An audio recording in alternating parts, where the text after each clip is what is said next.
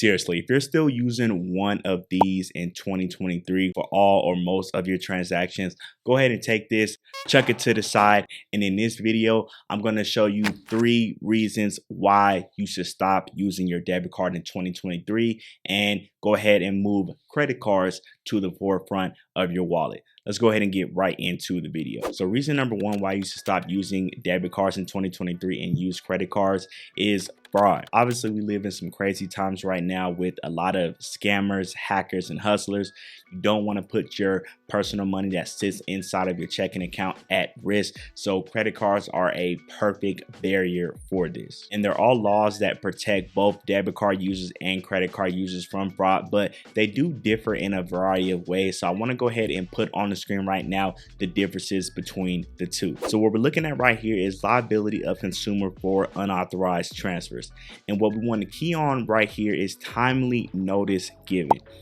So what this says right here is if the consumer notifies the financial institution within 2 business days after learning of the loss or theft of the access device, the consumer's liability shall not exceed the lesser of $50 or the amount of unauthorized transfers that occur before notice to the financial institutions.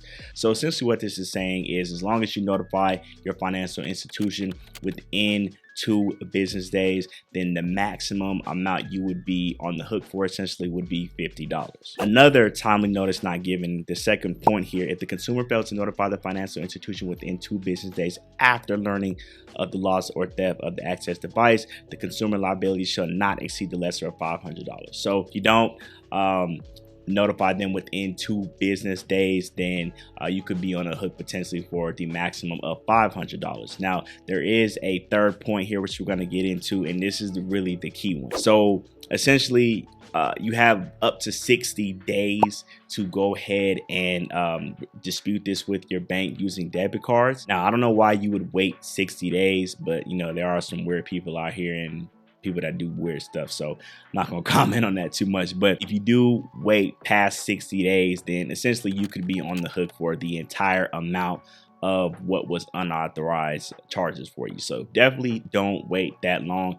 Go ahead and knock this out within 2 days if you are going to use a debit card. So next, we're going to be looking at the Fair Credit Billing Act for credit cards. So essentially what this does is the act requires creditors to give consumers 60 days to challenge certain disputed charges over $50, such as wrong amounts, inaccurate statements, undelivered or unacceptable goods, transactions by unauthorized users as well. So the difference here is that that same $50 you'd be on the hook for, but you do have up to 60 days. So there's no 2-day period where you know, it's like a cutoff. If you go past the 2 days, then it's up to $500 like debit cards. With credit cards, you have a full 60 days to dispute these transactions properly with your financial institution, and as long as you do that, the maximum that you could be on the hook for is $50.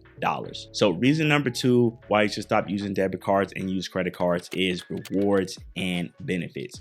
Now, I don't know about anybody that is watching this video here today, but I love to get access to stuff and get perks and stuff like that. So why not use your credit card for things like this? And I'm a big believer in making the most use out of the money that you have to spend any way that you possibly can.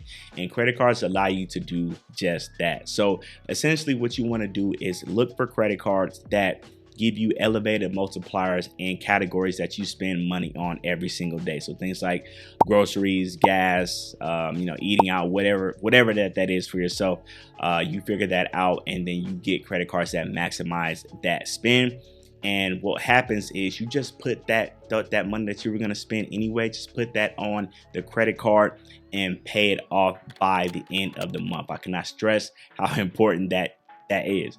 If you don't do that, then just forget everything I'm saying in this video, because you're going to be paying interest if you don't do that, and that defeats the whole purpose of, you know, trying to get rewards and all that stuff like that. So the key to this is not paying interest. Okay, so to do that, pay off anything that you charge on this credit card at the end of the month when the statement closes, and you won't have to worry about having to pay interest. And what this allows you to do is, again, take money that you're already using or spending anyway and be able to get something in return from it. So that could be cashback, that could be travel rewards, airline miles. You can use it for, hotel stays. So again, it's just very good to have this in your back pocket and have access to things that, again, you're going to spend this money anyway. So why not get something for it in return? Now, I don't want people to go in the comments and say that there are debit cards that can do this, because yes, that is true. There are some certain debit cards that will give you cash back. One in particular is the Discover It cashback card, and it's a debit card. So there are some cards that do that, but they are few and far between. Mainly, if you really want to take advantage of something like this, you're gonna be having to use a credit card.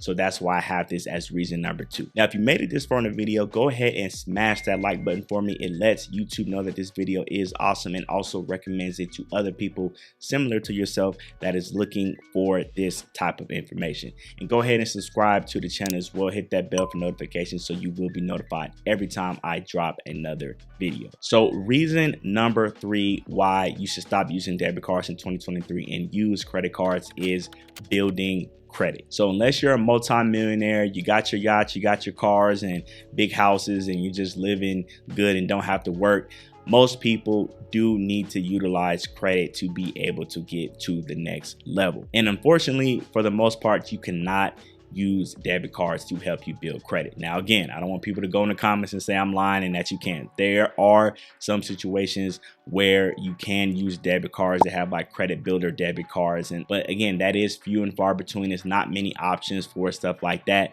If you are looking to build credit with a card and doing that type of thing, credit cards are still going to be your best bet. And in my opinion, credit cards are still the best way to build your credit, because what you can do is, use these credit cards, pay off your balance in full every single month, go ahead and reap the benefits and rewards of using those credit cards, and not pay interest as well. But in addition to that, you're going to be building your credit. What happens is you're going to be getting those green check mark on time payments every single month. And if you have 1 or 2 credit cards and you're doing this month to month over a good period of months, it's going to really reflect on your credit score. It's going to continue to skyrocket, and you'll be surprised when you look back, 2 to 3, 4 months down the line, and you see your credit score has went up 30, 40, even 50 points just by doing simple stuff like this. And even if you're terrified of credit cards and know you can't trust yourself with having credit limits, go ahead and get a secure credit card. What this is just collateral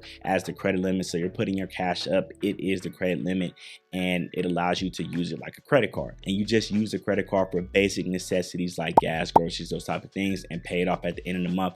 That way you don't have this huge credit limit that you could be tempted to buy things you don't need from, and it's your own money, so it works out perfectly. So here are my final thoughts. Obviously, everything in this video is just advice. You definitely can do whatever it is that you want, but in 2023, if you are looking to level up and get to the next level, I do believe using a debit card is a thing of the past.